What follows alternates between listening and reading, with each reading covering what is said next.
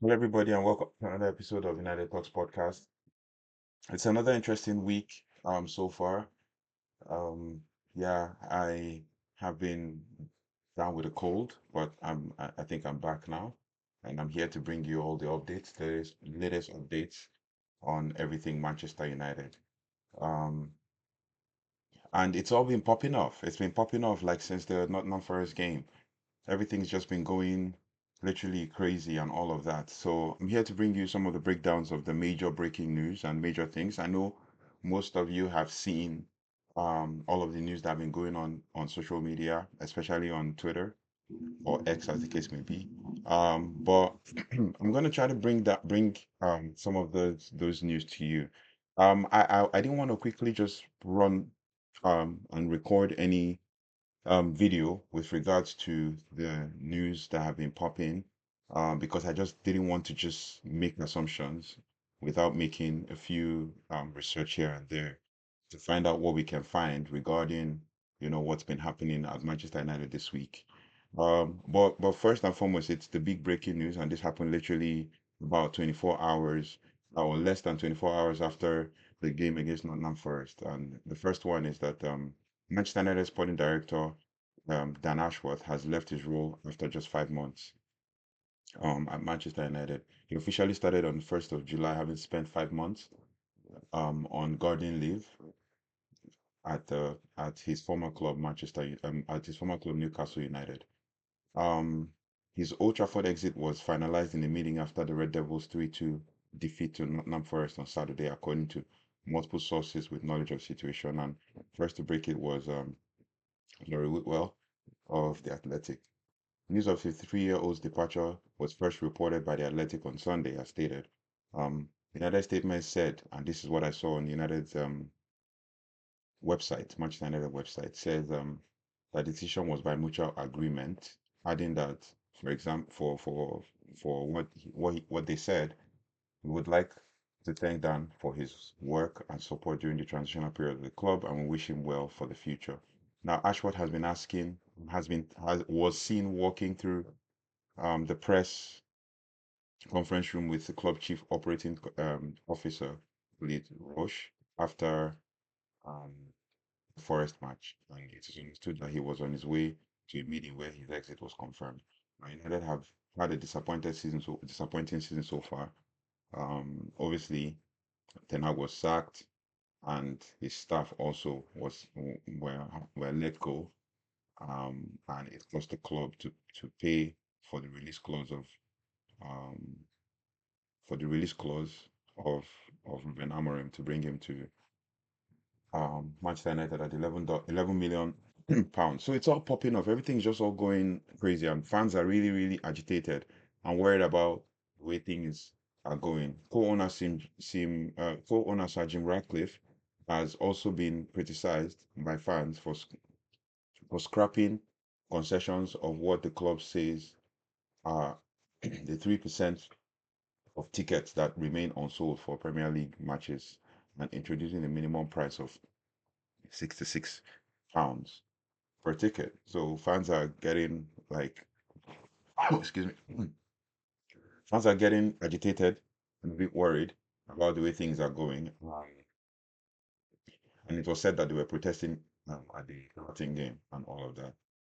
This move triggered protests at Old Trafford before last weekend's victory over Everton. Ratcliffe also said that United have become a mediocre club and warned that more difficult and unpopular decisions will be needed. In the last accounts to June 30, 2024, the club announced a net loss of £113.2 million, right? So the total loss over the past 5 years are more than £370 million, and the club have sacked Den Haag and hired Amorim since then. So a lot of things have happened in that time, and obviously we paid money for these for this for to let Ten Hag go, and we paid money to bring Amorim in. And as recently as February, Ratcliffe expressed his frustration at being made to wait um, to bring Dan Ashworth to Old Trafford as Newcastle held out for a compensation. In the end, United paid about £3 million. It is said in some quarters it was £2 million. Others say it was one. And then it was first reported that it was going to be 10, but it was three. But according to this report here, United paid £3 million. But still, Ashworth ended up on gardening leave for the same amount of time he was actually in the post at United. So pretty much the precise reasons for Ashworth's exit have not been explained. But I've taken time, like I said, to listen to what what other people are saying, what other reporters are saying, the news that's coming out from the club, and try to get legit sources. I just don't want to bring news for any reason whatsoever. And the club sources say that decision was difficult because but it was made collaboratively following a period of transition, with the new ownership still trying to work out the best structure for the club. So my question will now be, why did they now waste all that time trying to get Dan Ashworth only to fire him 5 months later? Why did they also renew Ten Hag's contract only to fire him um, almost halfway into the season, right? So yeah, you know, um, first critics critics have critics of Ratcliffe have pointed out to have pointed to the cost of the decision and the sacking of the manager Ten Hag just months after he was given a contract extension by 1 year, right? Followed by the subsequent hiring of Amorim as head coach as evidence of flawed thinking, right? So you extended Ten Hag's contract, let the other coaching staff go, including Van der Gaag and co. You let them go, and then you recruited um uh two more assistant coaches, um Rene Hake and Ruud van Nistelrooy, and then you still fire them 5 months or 3 months or 4 months into the season. Um, so it's causing chaos. So like I said, it's all popping off. And in total, appointing Amorim and Ashworth and sacking Ten Hag has cost the club about £25 million. It's like it's going to come back to haunt us. On Saturday, Ratcliffe had to justify raising ticket prices to £66 without concessions on the basis that he needed to raise as much money as possible to spend on the first team. Ashworth previously worked at West Bromwich Albion, the FA, and Brighton before joining Newcastle in 2022. And basically, I remember when Ratcliffe came in, he first said that we wanted to get everything, we wanted to get best in class and all of that. There were extensive negotiations for him to leave Newcastle and more so to move to Manchester United, to Old Trafford, with Ashworth at one point set to take the Magpies to arbitration in an effort to resolve the impasse. So you can imagine how far he had to go to get the job and then only to now lose it in 5 months. You can imagine. But the talks between the clubs led to an out of court settlement being agreed in June, with Ashworth taking up his new role a week later, which is probably 1st of July, right?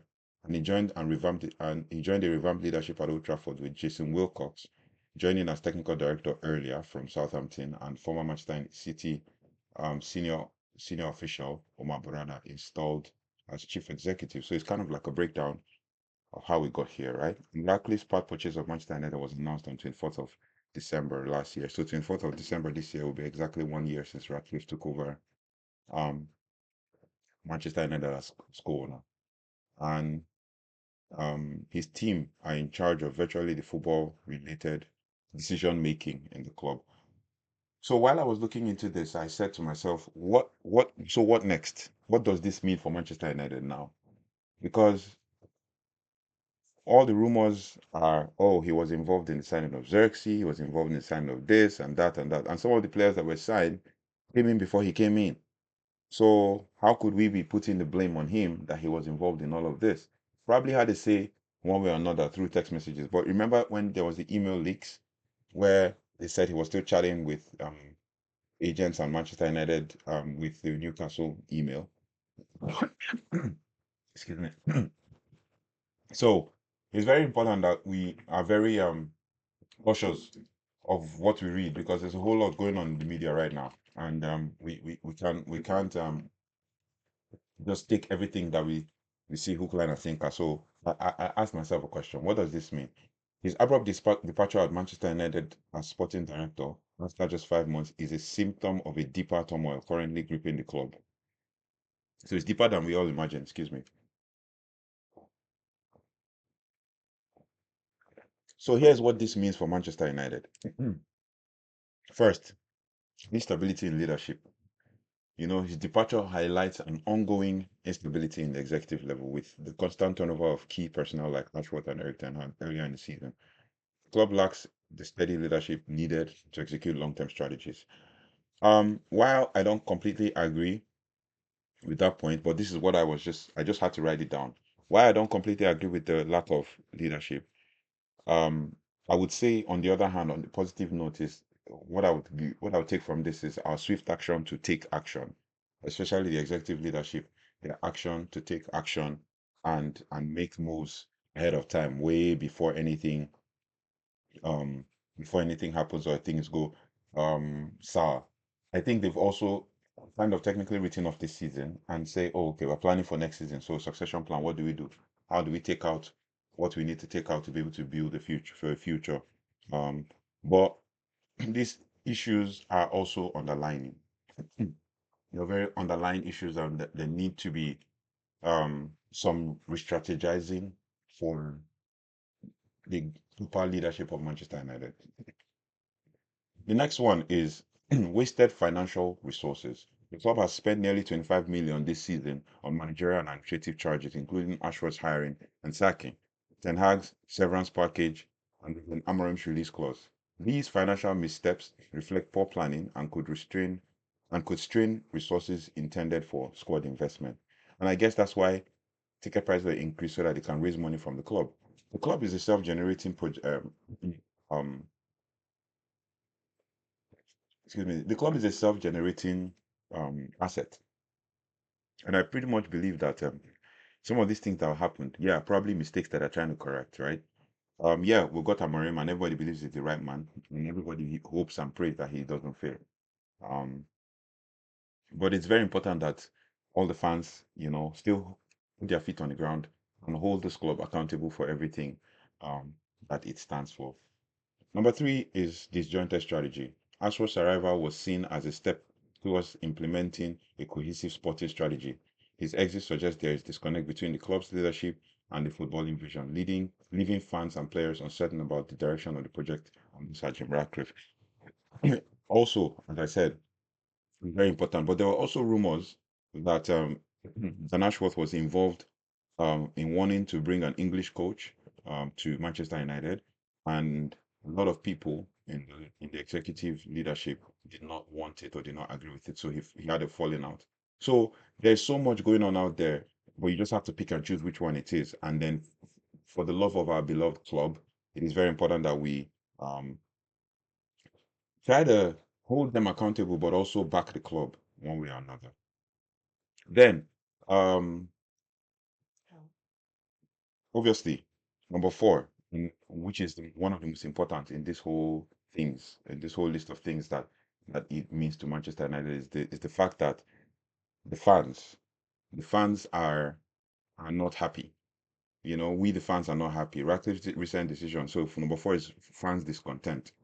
Um, Ratcliffe's recent decisions, such as scrapping concessions and raising ticket prices, have already led to fan protest already, like at the Everton game, for example. Ashworth's exit, combined with United's poor performances, currently sitting 13th in Premier League table, will amplify frustrations among supporters who feel that the club is being mismanaged. So it's very important that um, we as supporters hold the club accountable, but also um, I wouldn't say mismanaged in the sense of funds, but in the sense of making decisions, especially to incorporate the fans and how they feel and all of that. But also, number five, there are transition challenges as well. Under Radcliffe. Radcliffe's ownership group is still in a transitional phase, experimenting with structures and personnel.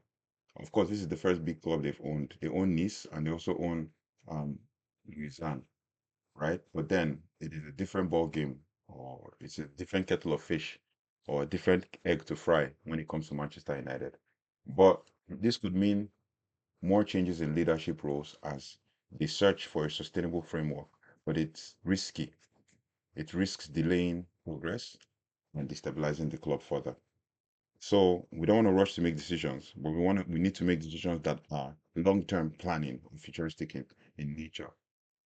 Um, and it left me questioning what could happen. What would the team be thinking right now? How would Ruben Amorim be feeling about this whole the everything right now? Um, so that's why we're diving deep and deeply analyzing um how we got here, right?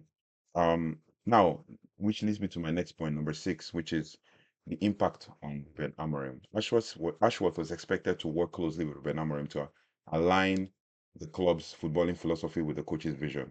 His departure raises questions about how Amorim will be supported. Obviously, there is also the technical director um, that Dan Ashworth worked with in the past, and it's very important that he also works with um, Ruben Amorim as a whole, um,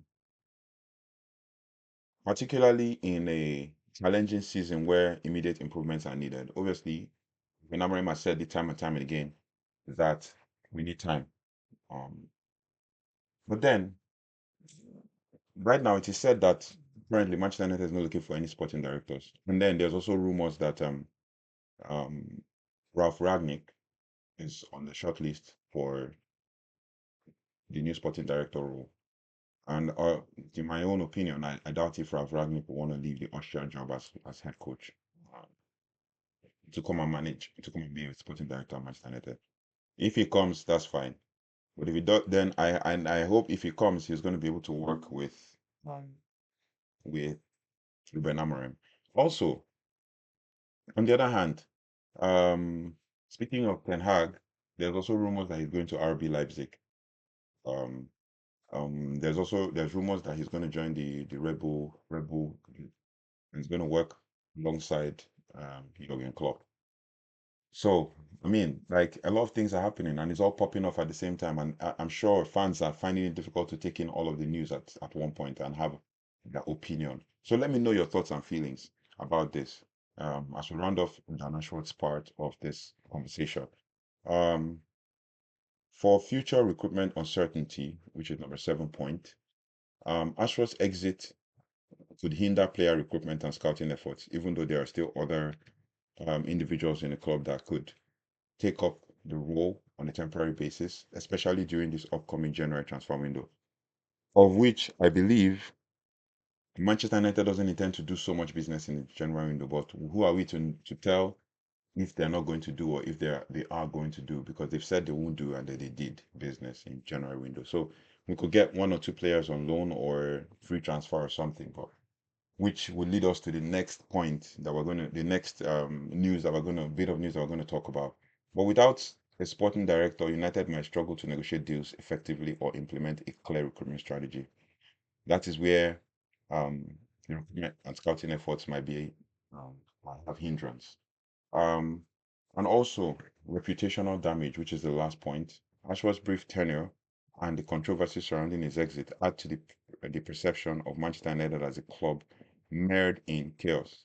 This could also deter top executives and players from wanting to join the club in the future, which I hope is not going to be the case. And if it is the case, then we might have to step down to our academy and get some players to come in. But in conclusion, I could say Manchester United's challenges extend far beyond the pitch.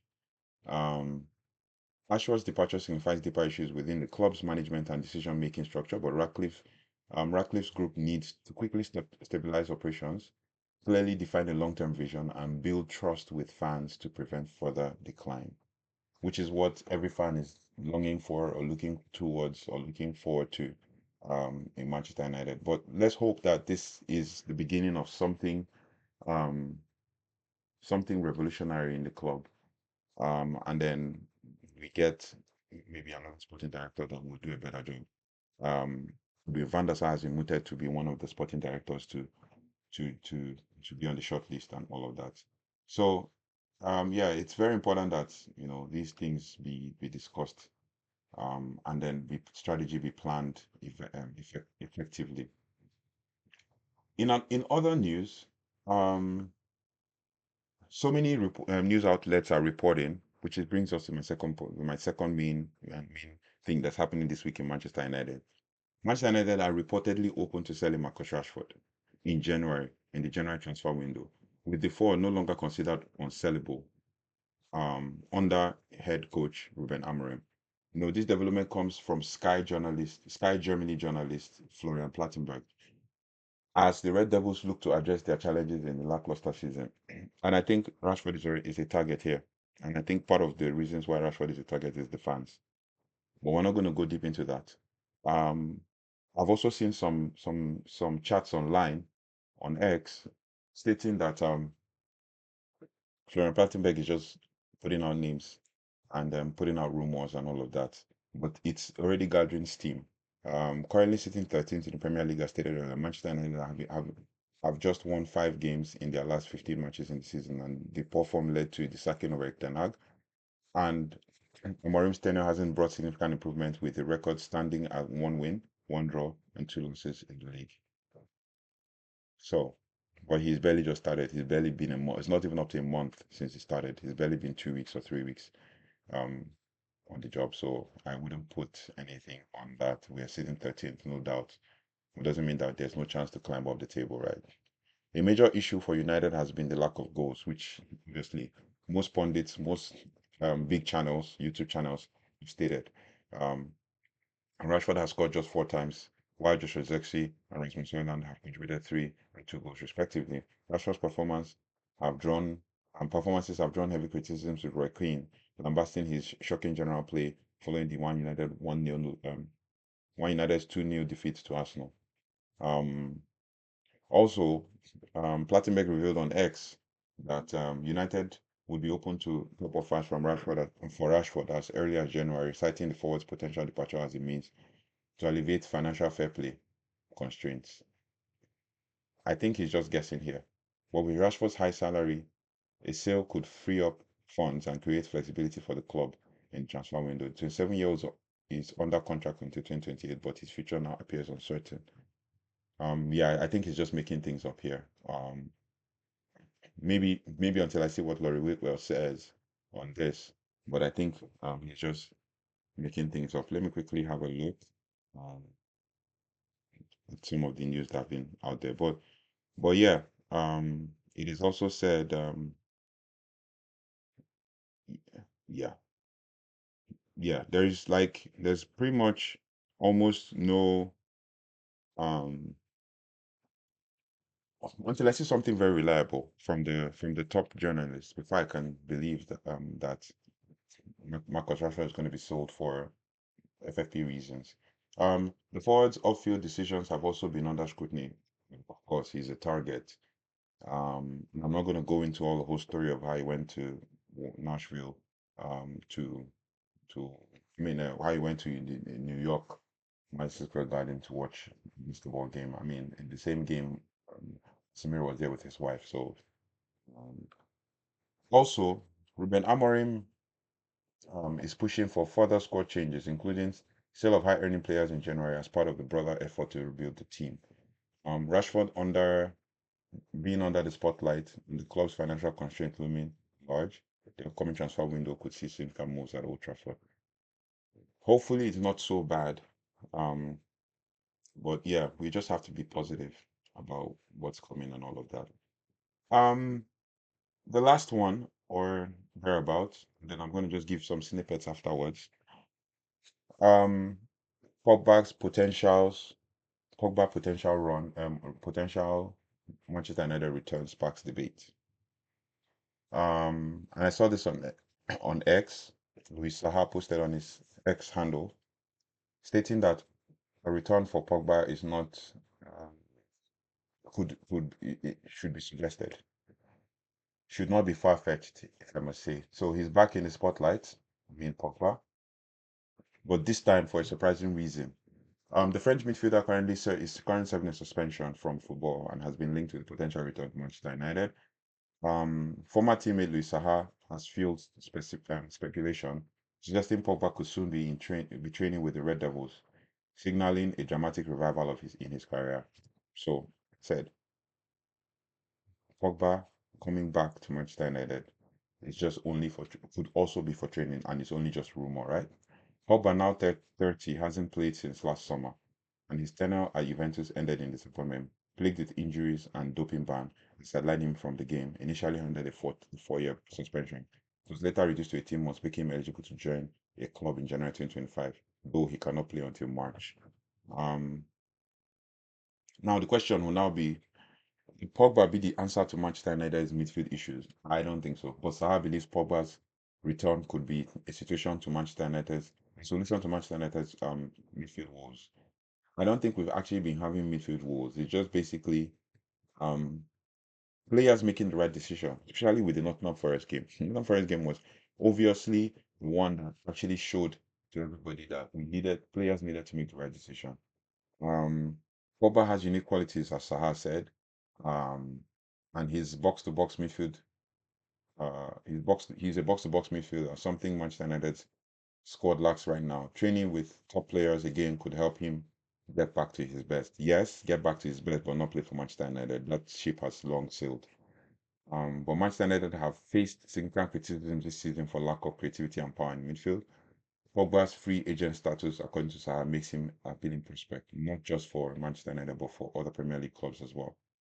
Saha urged Sir Jim Ratcliffe Manchester United to take a bold step, emphasizing Pogba's exceptional talent and rare skill set, addressing potential concerns over Pogba's salaries. Um, Saha said that we should forget about his salary. I'm sure Pogba is ready to find a compromise. He just wants to play football again and being sidelined for so long, right? After being sidelined for so long. But what next for Pogba? That's my question. I don't. What do you guys think? Put it in the comment section and don't forget to like, share, and subscribe. But what are your thoughts and feelings about this? What are you Pogba yes or Pogba no? But what next for Pogba? After enduring a turbulent 5 years, a turbulent few years, Pogba sees that this as a chance to restart his career. You don't think that there's already an agreement in place until I see something from top journalists.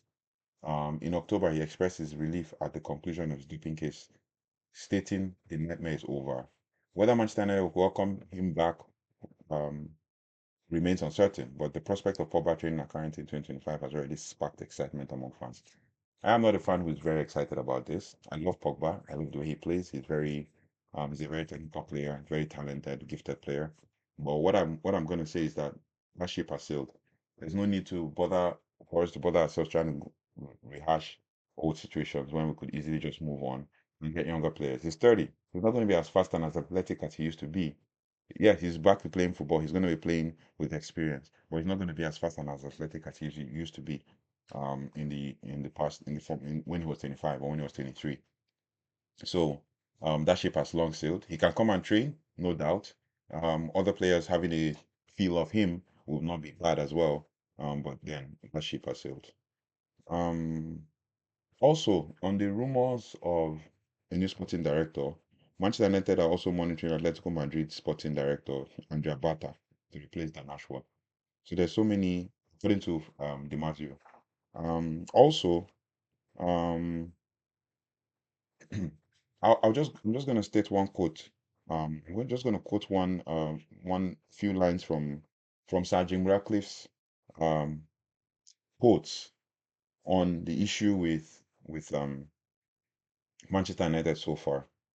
Um, he said our antenna wasn't perfect at United, and we've made one or two errors. So admitting was key. But they are a lot better than they would have been if we had not done if we'd not done Nice and Lausanne, right?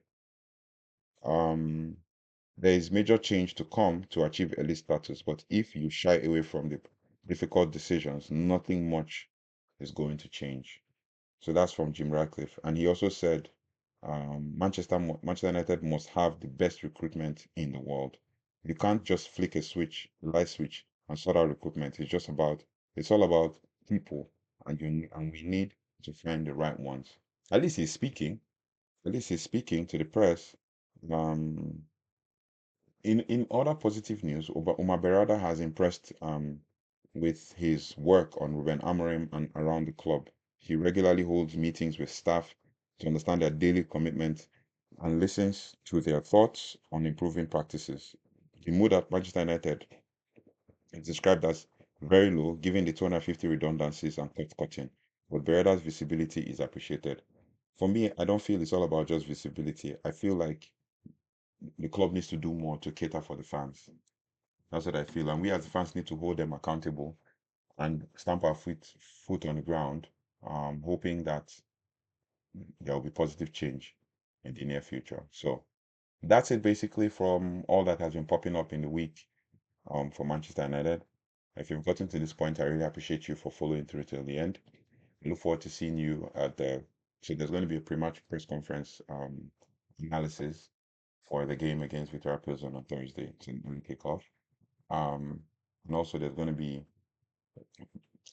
match preview and all of that. So let's look forward to that. If any other news comes up, we're gonna break it to you. But I just needed to do my own research to find out and not make conclusions as to why things are happening. I mean, there's so many things popping off, including fans blaming Ganacho for this and his brother for that. And it's like someone released a very interesting thread. But I mean, there's so much to talk about. But these are the major ones we're going to talk about. And then if you have any other comments or anything you'd like us to talk about as well, just pop them in the comment section and we'll discuss them. Tell me what you think about all of these three major news that I have kind of brought up to you because I felt they needed to be heard. And then just tell me what you think. Put your thoughts and feelings in the comment section. Don't forget to like, share, and subscribe. And I'll see you in the next one. Take care, goodbye, and God bless.